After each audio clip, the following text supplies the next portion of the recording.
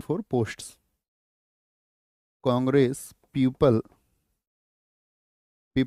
Are hungry for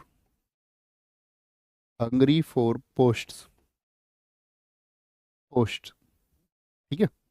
इस समय पर एक व्यक्ति थे जो इसको मतलब अच्छी संस्था की तरह देख रहे थे कि भाई कुछ परिवर्तन लेके आएगी।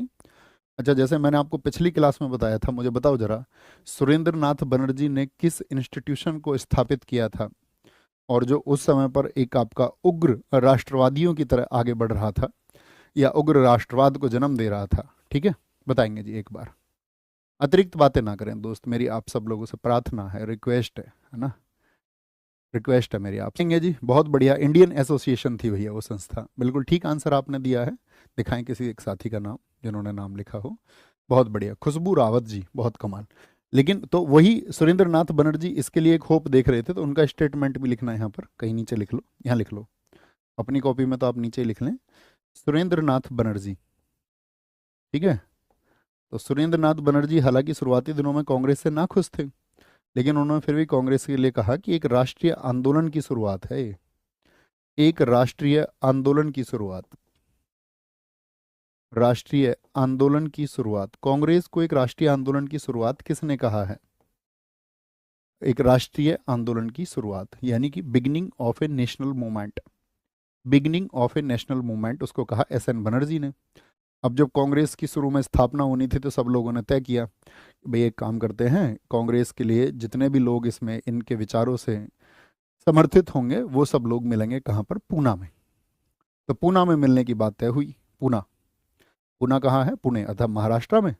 तो वहाँ पर क्या हुआ फिर, उन दिनों पे प्लेग बीमारी फैली हुई थी देश में, प्लेग बहुत महामारी थी। और एक कारण ये भी है कि हमारे देश में लगभग 25 बार अकाल पड़ा अंग्रेजी शासन में, और जिसमें 3 करोड़ से ज़्यादा लोग मारे गए थे।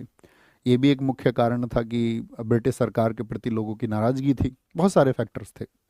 तो पूना की जगह कौन सी जगह चुनी गई फिर? बम्बई, कि भाई बम्बई में हम इसको आयोजित करेंगे। और हर वर्ष ये बात हुई कि हर वर्ष कांग्रेस का क्या होगा, एक अधिवेशन होगा जिसको हम बोलते हैं, यानी कि एक सेशन होगा कांग्रेस का जिसमें हम सब लोग मिल करके अपनी बातों को रखेंगे।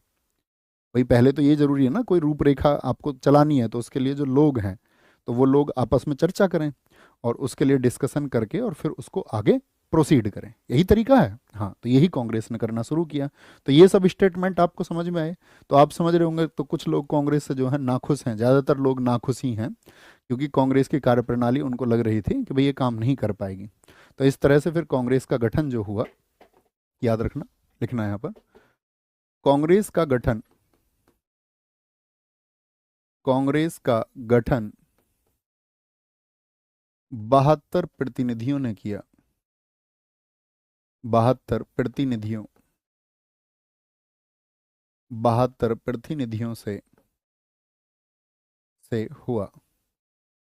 72 कितने रिप्रेजेंटेटिव थे कांग्रेस के शुरुआत में? 72 प्रतिनिधियों से हुआ। ठीक है, रिप्रेजेंटेटिव्स,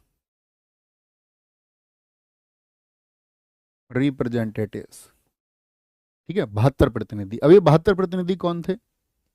क्या आप बता सकते हैं किस शहर के सबसे ज्यादा लोग थे? तो इन 72 लोग प्रतिनिधियों में क्या था, सबसे ज्यादा जो लोग थे वो लोग थे इसमें वकील, जो लॉयर्स थे, या जो रिपोर्टर्स थे, आपका जो पत्रकार थे, कुछ अखबारों को निकालते थे, या आपका इसमें जो लोग जुड़े वो सोशल रिफॉर्मर्स थे, समाज सुधारक थे, समाज सुधारक। तो ये लोग इसमें शुरुआती दौर में ज़्यादा रहे, 72 लोग कोई ज़्यादा नहीं होते।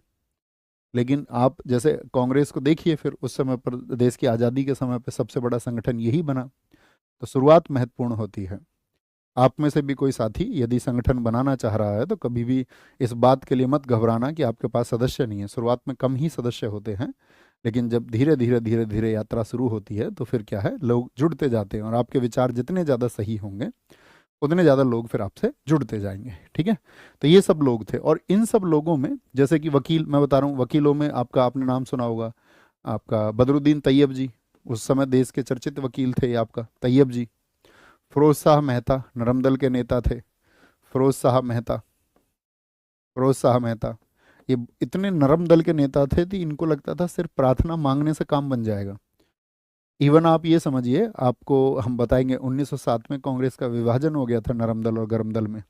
यानी कि बंगाल विभाजन के बाद में गरम दल वाले एकदम से उग्र प्रतिक्रिया करना चाहते थे कि भाई हमको एकदम सीधे टकराव की स्थिति में लड़ना चाहिए। नरम दल वाले क्या कहते थे, नहीं, वो ब्रिटिश सरकार का थोड़ा भरोसा रखते थे कि हाँ ये मान जाएंगे, इनसे अगर हम पत्राचार करेंगे तो ये मान जाएंगे। तो फिरोज शाह मेहता जो थे वो एकदम से विरोध में रहते थे गरम दल के नेताओं के। इवन मुझे बताइए नरम दल और गरम दल एक किस वर्ष में हुए थे, जो साथी जानते हो? तो आप कहेंगे 1916 में, क्योंकि 1916 में आपका फिरोज शाह मेहता की मृत्यु के बाद में ही ये पॉसिबल हो पाया कि नरम दल और गरम दल का एकीकरण हुआ, इनके जीते जी नहीं हुआ, है ना। तो फिरोज शाह मेहता ये भी एक प्रसिद्ध वकील थे आपका। केटी मलंग बॉम्बे प्रेसिडेंसी के टाइम पे हमने आपको बताए। एस सुब्रमण्यम अय्यर ये भी वकील थे आपका। ये एडवोकेट लोग हैं उस समय के। एस सुब्रमण्यम अय्यर जो कांग्रेस की स्थापना के समय थे। अब आपसे पूछे कि सबसे ज्यादा लोग जो थे, जैसे 72 प्रतिनिधियों में, तो 72 प्रतिनिधियों में सबसे ज्यादा लोग पूछे ना कभी भी कहाँ से थे, तो बंबई से थे। सबसे ज्यादा लोग थे बंबई प्रांत से 38, मद्रास से थे 21 लोग। मद्रास अर्थात वर्तमान का चेन्नई, यहाँ से 21 लोग थे। जो आपका संयुक्त प्रांतीय अवध वाला क्षेत्र है, संयुक्त प्रांतीय लिख लीजिए, कोई दिक्कत नहीं है। संयुक्त प्रांत के क्षेत्र से थे आपका यूनाइटेड प्रोविंस से 7 लोग। बंगाल से 3 लोग थे सिर्फ। बंगाल से कितने लोग इकट्ठे हुए इसमें? 3। पंजाब के 3। और उस समय के जो बड़े विश्वविद्यालय थे उनमें भी पत्र भेजे गए थे कि भाई कांग्रेस एक संस्था शुरू हो रही है जो एक नया राष्ट्रीय आंदोलन है और ब्रिटिश सरकार के खिलाफ में अपनी मांगों को रखेगा, तो उसमें जुड़िए सब लोग। तो कांग्रेस के लिए मुहिम चलाई गई और कितने लोग इकट्ठा कर पाए? 72 लोग इकट्ठा कर पाए। तो इस तरह से 72 लोगों ने मिलकर कांग्रेस को बनाया। ठीक है, चलिए जी आगे, इस बात में कोई दिक्कत? तो 72 लोगों में हमने आपको बताया कि इसमें 2 पक्ष सबसे महत्वपूर्ण हैं। 2 पक्ष कौन कौन से? एक पक्ष तो है आपका जो नरम दल के हैं, नरम दल, जिनकी पॉलिसी क्या थी? सिर्फ और सिर्फ 3P policy. 3P policy, 3P का मतलब क्या? 1P stands for petition, petition यानी कि याचिका, याचिका। और second P stands for prayer, यानी कि भैया हम प्रार्थना करेंगे ब्रिटिश सरकार से, प्रार्थना। और तीसरा क्या था आपका? तीसरा था उनका प्रोपोगेंडा, प्रोपोगेंडा। प्रोपोगेंडा बोले तो अपना प्रसार, प्रसार या प्रसार कहिए या प्रचार कहिए, प्रचार। तो ये 3P पॉलिसी में कौन कौन लोग थे? तो इसमें सबसे प्रमुख लोग थे जो नरम दल के थे। उन लोगों के नाम अगर हम आपको बताएं, जैसे कि गोपाल कृष्ण गोखले थे, गोपाल कृष्ण गोखले थे। फिरोज शाह मेहता थे, फिरोज शाह, फिरोज शाह मेहता। दादा भाई नौरोजी थे, ये नाम लिखना है ना, पूछा जाता निम्नलिखित में से कौन सा नरम दल का नेता था और कौन सा गरम दल का? दादा भाई नौरोजी। और देखो दादा भाई नौरोजी तो हमारे देश में इतने आपका रेस्पेक्टेबल पर्सन थे उस समय पर, अगर हम बात करें कांग्रेस के शुरुआती दिनों में, जब तक गांधी जी की भारत में आकर के राजनीतिक भूमिका नहीं बढ़ी और जब गांधी युग शुरू हुआ, तो उससे पहले कांग्रेस में आप ये समझिए लगभग अगर हम आपसे बात करें 30 वर्षों तक बहुत वर्चस्व था उस पार्टी में आपका। किनका? तो आप कहेंगे भैया वो था हमारा किनका? दादा भाई नौरोजी का, जिनको वयोवृद्ध पुरुष भी बोलते हैं, ग्रैंड ओल्ड मैन ऑफ कहते हैं, क्योंकि ये लगातार ब्रिटिश सरकार के खिलाफ में संघर्ष करते रहे थे। दादा भाई नौरोजी थे। और आपका व्योमेश चंद्र बनर्जी थे, ये भी उस समय के प्रसिद्ध नेता थे, 2 बार कांग्रेस के अध्यक्ष भी रहे व्योमेश चंद्र बनर्जी। बदरुद्दीन तैयब जी थे, तैयब जी लिखना, तैयब जी थे। कौन थे? तैयब जी थे। ठीक है। रास बिहारी घोष थे जो 1907 में अध्यक्ष थे, रास बिहारी घोष। तो ये लोग नरम दल के लोग थे। तो ये तो सरकार पे क्या है, थोड़ा विश्वास रखते थे ब्रिटिश सरकार पे कि भाई हमारे फेवर की बात करेंगे। ओके, कोई दिक्कत, कोई परेशानी? आगे आएंगे। एक था गरम दल, गरम दल, गरम दल। गरम दल का क्या पॉलिसी थी? ठीक है, इनका होता था एक उग्र दृष्टिकोण, यानी सीधा टकराव होना चाहिए और इनकी जो गलत चीजें उनको सीधे आकर के विद्रोह करो उनके खिलाफ में।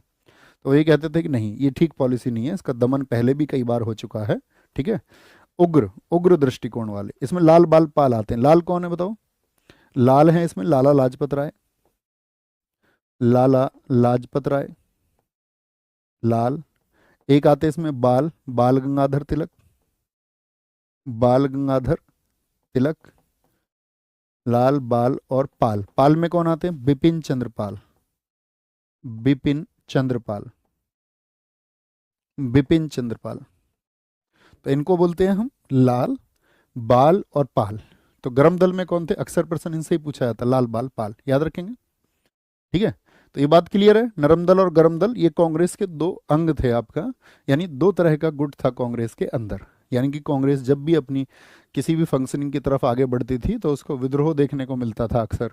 कांग्रेस में अंदर भी विद्रोह रहता था, क्योंकि कुछ लोगों का विचार था कि भाई एक उग्र दृष्टिकोण से, और कुछ लोगों का विचार था कि प्रार्थना मात्र के माध्यम से हम अपनी डिमांड्स को रखेंगे। ठीक है, कोई दिक्कत, कोई परेशानी? कोई परेशानी बोलेंगे भी फटाफट से, बोलेंगे एक बार। कितने सर? आज आपने 78 की जगह अरे यार 72 होगा। 78 क्यों होगा? जोड़ लीजिए ना इनको। मैंने कहा ना आपसे अतिरिक्त बातें नहीं करनी है। Requesting to you, requesting to you. ठीक है, आगे आगे अगली बात पर चलते हैं। तो हम नोट बनाएंगे और रुकेंगे नहीं, ध्यान से, क्योंकि इस टॉपिक को आज ही हम खत्म करेंगे, इसको हम छोड़ नहीं सकते। कांग्रेस अधिवेशन, कांग्रेस अधिवेशन, कांग्रेस सेशंस। क्या वादा हुआ था? हर साल एक सेशन होगा, कांग्रेस सेशंस। और कांग्रेस अधिवेशन को कैसे लिखेंगे आप? तो इधर तो आप लिखना उसमें कांग्रेस अधिवेशन में, एक तरफ तो आप लिखना वर्ष, महत्वपूर्ण वर्ष लिखना इधर, ईयर, किस वर्ष में हुआ। ठीक है, इधर आप दूसरे नंबर पे लिखना स्थान। कॉलम बना लीजिए अपनी कॉपी में, स्केल से, आपके पास नहीं तो दूसरी कॉपी रख के बना लीजिए। किस प्लेस पर हुआ, किस प्लेस पर हुआ। ठीक है, और आपका उसके अध्यक्ष कौन रहे, कौन उसके अध्यक्ष रहे, अर्थात प्रेसिडेंट कौन बने उसके, प्रेसिडेंट। और यहाँ पर लिख लेना आप महत्वपूर्ण बिंदु। ठीक है, प्रमुख बिंदु, क्या वहाँ पर बातें हुई, प्रमुख बिंदु, इंपॉर्टेंट फैक्ट्स, इंपॉर्टेंट फैक्ट्स। ठीक है बॉस, फिर हम समझेंगे क्या क्या प्रश्न पूछे जाते हैं। प्रश्न किसी भी से बन सकता है आपका, सबसे ज़्यादा चांसेस होते हैं महत्वपूर्ण बात को देकर के, उस प्रमुख बिंदु को देकर के आपसे परीक्षा में सवाल पूछता है ना। ठीक है, शुरू करें। तो सबसे पहले पहला अधिवेशन, तो 1885, ये क्या है? पहला अधिवेशन था 1885 में। और 1885 में कहाँ पर हुआ था? बम्बई में हुआ था, बम्बई में। और इसके अध्यक्ष बने थे व्योमेश चंद्र बनर्जी, व्योमेश चंद्र बनर्जी, व्योमेश चंद्र बनर्जी। ठीक है, कहाँ पे? बम्बई पे। क्या लिख लेना, यहाँ पे लिख लेना जो बात मैंने आपको बताई थी, पूना में होना था, पूना में प्लेग की वजह से नहीं हुआ, ऐसे लिख लीजिए, पूना में प्लेग की वजह से नहीं हुआ, नहीं हुआ। ओके, पूना में किसकी वजह से? प्लेग की वजह से नहीं हुआ। प्रमुख बिंदु क्या है इसमें? तो इसमें एक तो पहली बात तो ये है कि इसमें कितने थे? 72 प्रतिनिधि थे, 72, 72 रिप्रेजेंटेटिव्स इसमें थे। दूसरी प्रमुख बात है यहाँ पर, SN बनर्जी, सुरेंद्र नाथ बनर्जी इसमें शामिल नहीं हुए, क्योंकि वो अपने संगठन पर, सुरेंद्र नाथ बनर्जी शामिल नहीं हुए। Surendra Nath Banerjee didn't participate Indian association पर, और एक संगठन था उनका नेशनल कॉन्फ्रेंस, उसमें वो बिजी थे उस समय। और ये 28 से लेकर के 31 दिसंबर तक चला, दिसंबर तक चला। तो 28 से 31 तक कितने दिन हो जाते हैं? 28, 29, 30, 31, यानी 4 दिन। ओके, यहाँ पर 4 दिन हो गए आपका। और क्या बताया हमने आपको? हाँ, स्थान जो था इसका, स्थान बम्बई में, तो पहले की जगह भी पूछ लेता है। ये था आपका जो स्थान था, गोकुलदास, गोकुलदास तेजपाल, ग्वालियर टैंक मैदान में था ये, गोकुलदास तेजपाल संस्कृत महाविद्यालय, संस्कृत महाविद्यालय, महाविद्यालय, जहां पर ये पहला कांग्रेस का अधिवेशन हुआ। ठीक है, पहला अधिवेशन। और क्या बात, प्रमुख बिंदु क्या था इसमें? प्रमुख बिंदु था इसमें कि यहाँ पर 9 प्रस्ताव रखे गए थे, 9 प्रस्ताव रखे गए। पूछा जाता है कांग्रेस के पहले अधिवेशन में कितने प्रस्ताव रखे गए थे?